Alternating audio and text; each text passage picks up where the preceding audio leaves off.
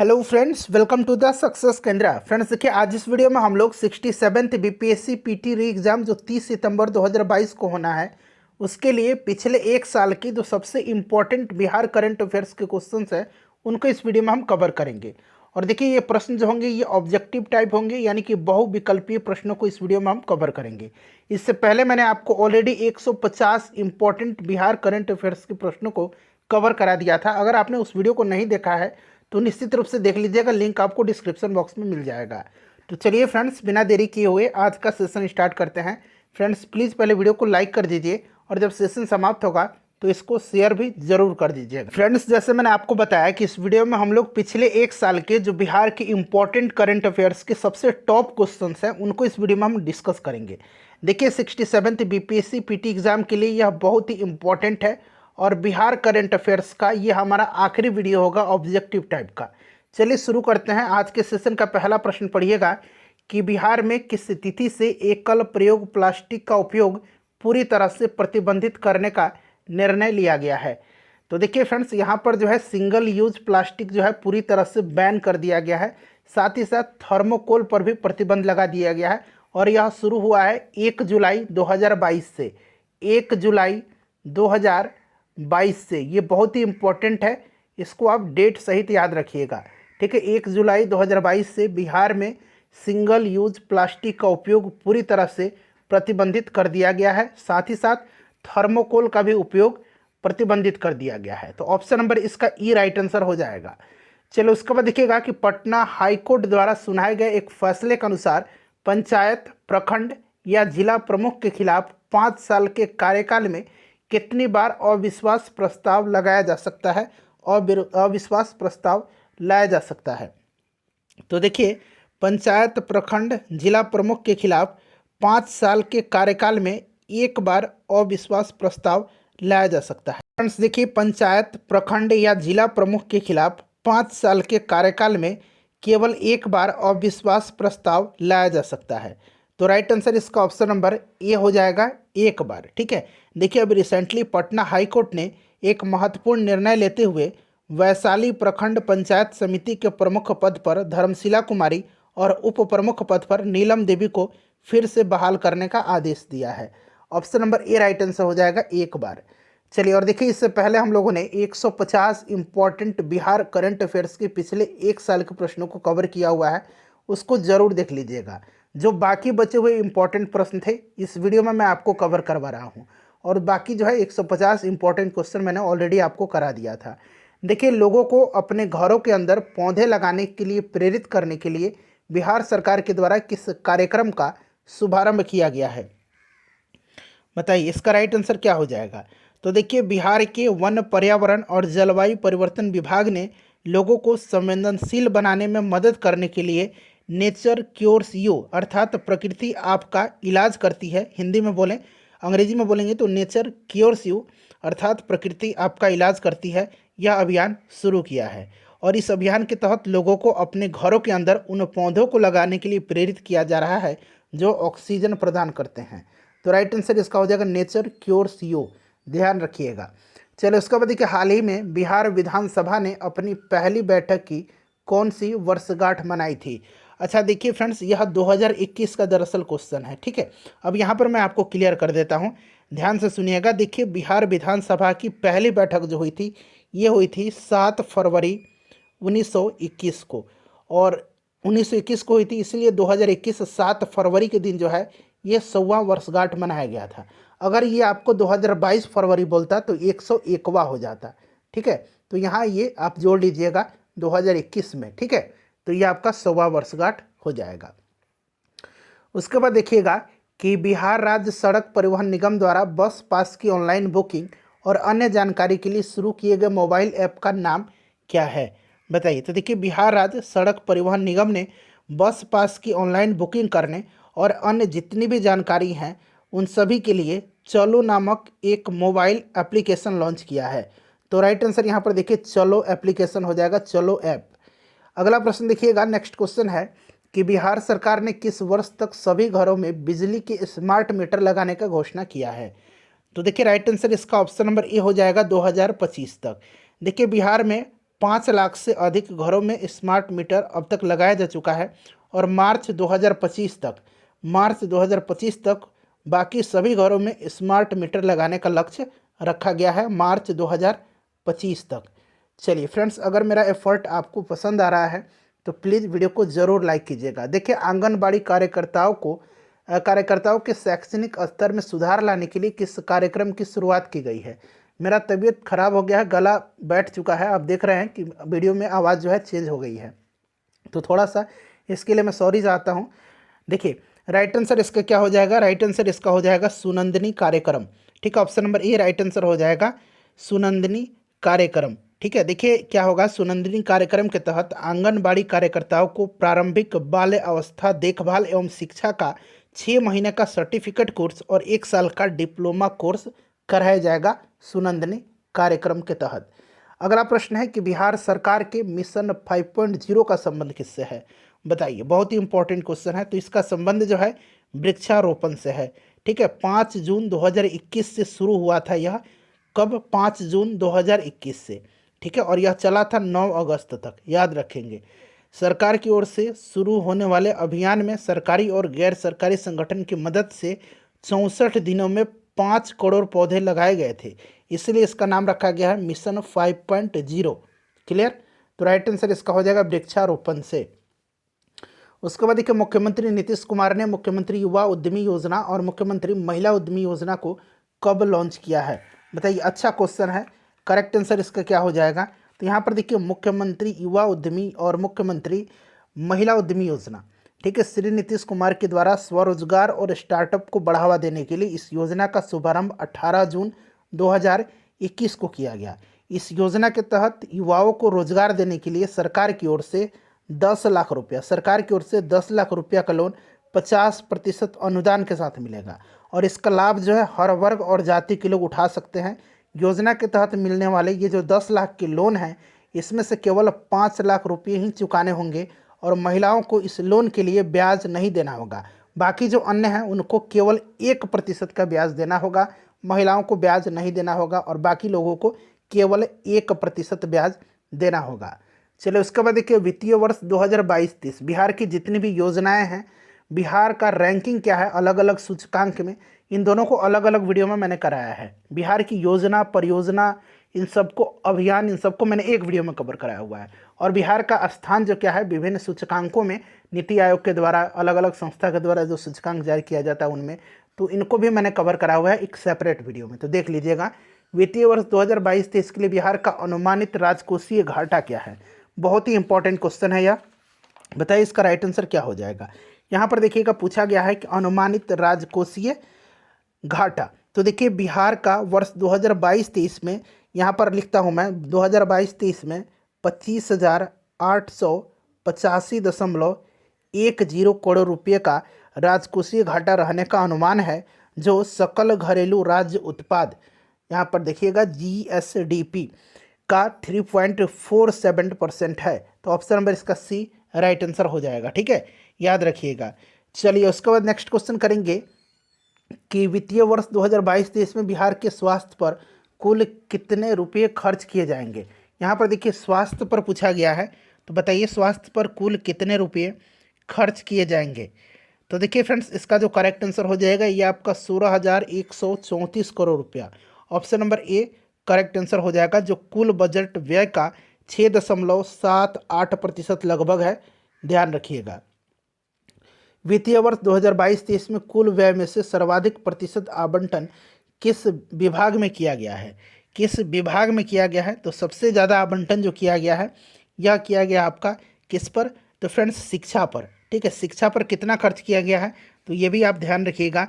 शिक्षा पर जो खर्च किया गया है, यह आपका कितना किया गया है? तो 39,191.87 करोड़ रुपये खर्च किया गया है 2022-23 में। और सर्वाधिक खर्च जो है शिक्षा पर ही किया गया है और शिक्षा के वार्षिक बजट के कुल बजट का लगभग 16.5, अगर एडजेक्ट में बात करें तो 16.49% जो है राशि का प्रावधान किया गया है। क्लियर? याद रखिएगा।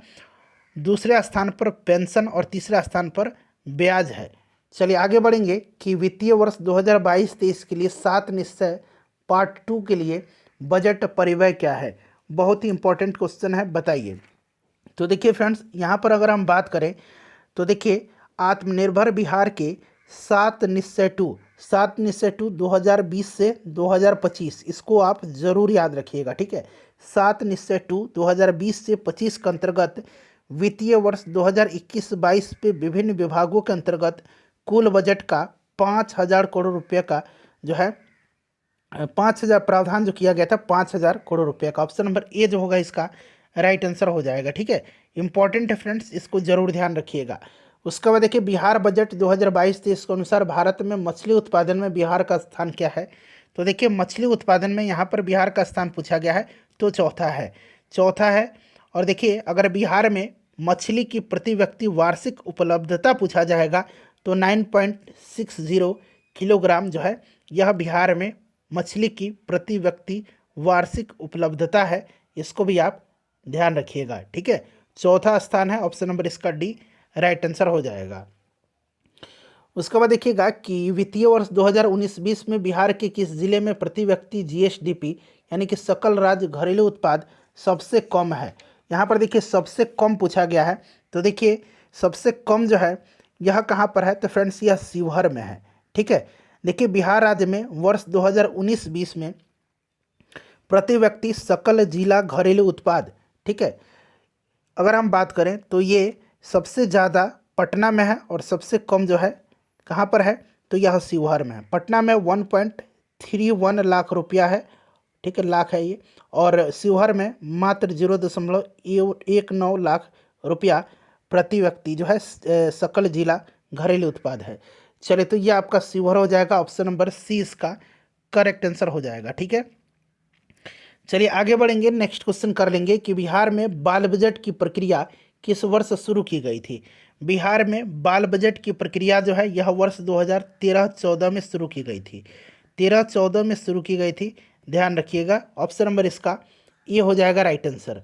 उसके बाद देखिए युवा क्रिकेटर शकीबुल गनी ने अपने प्रथम श्रेणी क्रिकेट मैच में ऐतिहासिक उपलब्धि हासिल की है।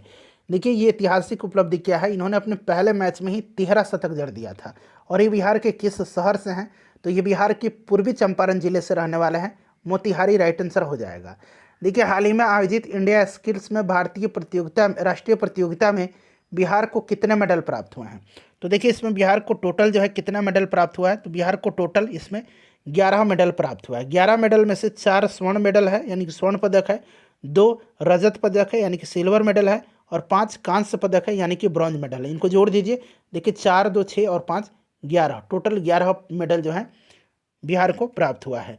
चलो उसके बाद देखिएगा कि खेलकूद को प्रोत्साहन देने के लिए किस विश्वविद्यालय में मिल्खा सिंह खेल परिसर का निर्माण किया गया है। तो देखिए मिल्खा सिंह जो थे ये भारत के महान एथलीट थे, और देखिए इनको फ्लाइंग सिख के नाम से भी जाना जाता था। और देखिए फ्रेंड्स इसका जो राइट आंसर हो जाएगा ये आपका हो जाएगा गया में स्थित दक्षिण बिहार केंद्रीय विश्वविद्यालय में मिल्खा सिंह खेल परिसर का लोकार्पण किया गया है, ठीक है। यहाँ विभिन्न खेलों के लिए अंतर्राष्ट्रीय मानकों के हिसाब से सुविधाएं मिल सकेंगी। तो ऑप्शन नंबर सी इसका राइट आंसर हो जाएगा, दक्षिण बिहार केंद्रीय विश्वविद्यालय। उसके बाद देखिए बिहार के शरद कुमार ने टोक्यो पैरालंपिक में हाई जंप में कौन सा मेडल जीता है। तो देखिए इन्होंने हाई जंप में जो है इन्होंने ब्रॉन्ज मेडल जीता है, कांस्य पदक जीता है, ठीक है। राइट आंसर इसका ऑप्शन नंबर यहाँ पर देखिएगा सी हो जाएगा। चलिए, और शरद कुमार जो है फ्रेंड्स ध्यान रखेंगे ये मुजफ्फरपुर के निवासी हैं, मुजफ्फरपुर जिला के। उसके बाद देखिएगा कि इनमें से नेशनल महिला हैंडबॉल टीम में चुनी गई बिहार की पहली हैंडबॉल खिलाड़ी कौन बनी है। तो ये फ्रेंड्स यह बनी है खुशबू कुमारी, खुशबू कुमारी बनी है, ध्यान रखेंगे। और ये नवादा जिले की निवासी हैं तथा बिहार पुलिस कांस्टेबल भी हैं ये खुशबू कुमारी, ठीक है। नेशनल महिला हैंडबॉल टीम में चुनी जाने वाली यह बिहार की पहली महिला हैंडबॉल खिलाड़ी बनी है। उसके बाद देखिए बिहार की किस महिला ने भारत की सबसे कम उम्र की स्काई ड्राइवर बनने का गौरव हासिल किया है। तो यह गौरव जो हासिल किया है यह किसने किया है, तो ध्यान रखेंगे फ्रेंड्स अनामिका शर्मा ने। अनामिका शर्मा जो है ये मोकामा की हैं, और इन्होंने 21 वर्ष की उम्र में रूसी सेना के साथ ट्रेनिंग के बाद 12 स्काई ड्राइविंग की और ट्रेनिंग का पहला पड़ाव सफलतापूर्वक पार किया। अनामिका भारत की सबसे कम उम्र की लाइसेंस होल्डर स्काई ड्राइवर बनने का गौरव हासिल किया है। ऑप्शन नंबर डी हो जाएगा। उसके बाद देखिए साहित्य अकादमी बाल साहित्य पुरस्कार 2022 से मैथिली भाषा पुरस्कार किसे प्रदान किया गया। यहाँ देखिए बाल साहित्य पूछा गया है, तो ये किसको प्रदान किया गया है, ये प्रदान किया गया है डॉक्टर वीरेंद्र झा को, डॉक्टर वीरेंद्र झा को किया गया है। ठीक है, ध्यान रखेंगे इनको जो है बाल कथा संग्रह उड़न छू के लिए यह पुरस्कार दिया गया है, उड़न छू के लिए। उसके साहित्य अकादमी युवा पुरस्कार 2022 का मैथिली भाषा पुरस्कार किसे दिया गया है, ये युवा पुरस्कार है। और अभी हमने यहाँ बाल साहित्य पुरस्कार देखा था। बताइए इसका राइट आंसर क्या हो जाएगा। तो देखिए इसका राइट आंसर हो जाएगा आपका नवकृष्ण ऐहिक। ठीक है, नवकृष्ण ऐहिक, ध्यान रखेंगे मैथिली भाषा पुरस्कार नवकृष्ण ऐहिक को जो है साहित्य अकादमी युवा पुरस्कार 2022 प्रदान किया गया है। ठीक है, चलिए आगे बढ़ेंगे। अगला प्रश्न है कि बिहार के किस प्रशासक को पब्लिक एडमिनिस्ट्रेशन में बेहतर कार्य के लिए प्रधानमंत्री पुरस्कार 2020 से सम्मानित किया गया है। बताइए किनको किया गया है। राइट आंसर इसका क्या हो जाएगा, इंपॉर्टेंट क्वेश्चन है, बताइए करेक्ट आंसर इसका क्या हो जाएगा। तो देखिए फ्रेंड्स यहाँ पर ध्यान देंगे, इसका जो राइट आंसर हो जाएगा वो आपका हो जाएगा आनंद किशोर को। Option number C right answer हो जाएगा। पब्लिक एडमिनिस्ट्रेशन में बेहतर कार्य के लिए 22 अप्रैल 2022 को प्रधानमंत्री पुरस्कार 2020 से आनंद किशोर को सम्मानित किया गया। बिहार बोर्ड में अनेक नौ प्रयोगों का तथा परीक्षा व्यवस्था में व्यापक सुधार के लिए इनके सम्मानित किया गया है। उसके बाद देखिएगा कि बिहार की किस बालिका ने एक दिन के लिए यूनिसेफ प्रमुख की जिम्मेदारी संभाली। तो देखिए फ्रेंड्स राइट आंसर इसका ऑप्शन नंबर बी हो जाएगा आदा कुमारी। बिहार बाल सप्ताह पर किड्स टेक ओवर के तहत बच्चों में आत्मविश्वास बढ़ाने के उद्देश्य से यह पहल शुरू की गई है और इसके तहत 8 वर्ष की आदा कुमारी ने यूनिसेफ के बिहार प्रमुख की जिम्मेदारी एक दिन के लिए संभाली थी। 21वें बिहार खेल समारोह 2021 में स्वर्ण पदक विजेता प्रमोद भगत और कांस्य पदक विजेता शरद कुमार को किस सम्मान से सम्मानित किया गया।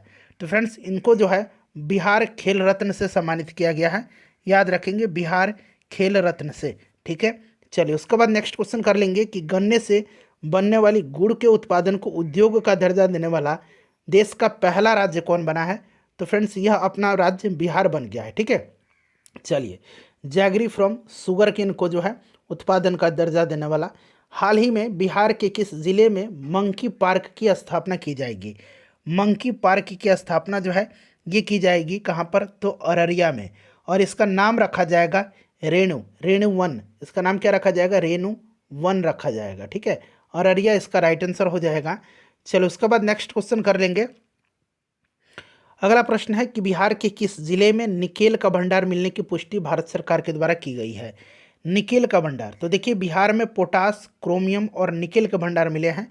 औरंगाबाद और गया जिले में पोटास मिला है, औरंगाबाद और गया में पोटास मिला है, जबकि रोहतास में क्रोमियम और निकेल, रोहतास में क्रोमियम और निकेल का प्रचुर भंडार मिला है।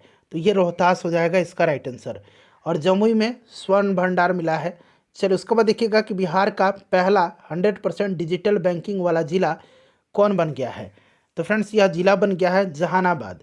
नेक्स्ट क्वेश्चन है कि जयप्रकाश नारायण जी की जीवनी पर आधारित पुस्तक the dream of a revolution a biography of Jayaprakash Narayan के लेखक कौन है।